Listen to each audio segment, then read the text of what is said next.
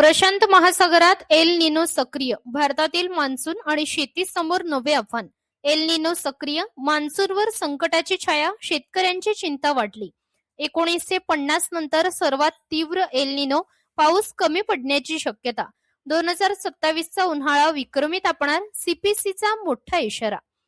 जगभरातील हवामानावर परिणाम करणारी एल निनो ही हवामान स्थिती प्रशांत महासागरात पुन्हा सक्रिय झाल्याची घोषणा अमेरिकेच्या क्लायमेट प्रोडक्शन सेंटरने केलेली आहे. महासागरातील पाण्याचे तापमान सरासरीपेक्षा वाढल्याने एल निनो प्रभाव निर्माण झाला असून त्याचा परिणाम भारतासह अनेक देशांच्या हवामानावर होण्याची शक्यता व्यक्त करण्यात येत आहे. तज्ज्ञांच्या मते यंदाचा एल निनो हा 1950 नंतरच्या सर्वाधिक तीव्र एल निनो घटनांपैकी एक ठरू शकतोय. याबाबत तब्बल 63% शक्यता वर्तवण्यात आली आहे. त्यामुळे भारतातील मान्सूनवर त्याचा विपरीत परिणाम होण्याची भीती व्यक्त होत आहे. एल निनोच्या प्रभावामुळे देशात पावसाचे प्रमाण कमी होणे, पावसाचे वितरण असमान होणे किंवा काही भागात अतिवृष्टी तर काही भागात दुष्काळ सदृश परिस्थिती निर्माण होऊ शकते.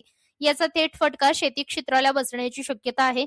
खरीप हंगामातील पिकांचे नियोजन करताना शेतकऱ्यांनी हवामान विभागाच्या सूचनांकडे विशेष लक्ष देण्याचे आवाहन करण्यात येत आहे. तज्ज्ञांनी आणखी एक महत्त्वाचा इशारा दिला असून एल निनोचा प्रभाव कायम राहिल्यास 2027 मधील उन्हाळा अत्यंत तीव्र आणि विक्रमी उष्णतेचा ठरू शकतो. वाढते तापमान, पाण्याची टंचाई आणि शेतीवरील परिणाम यांमुळे चिंता वाढली आहे.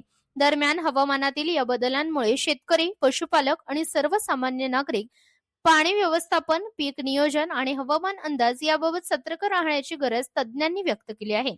प्रतिनिधी सूरज पारवे, प्रेस मीडिया न्यूज.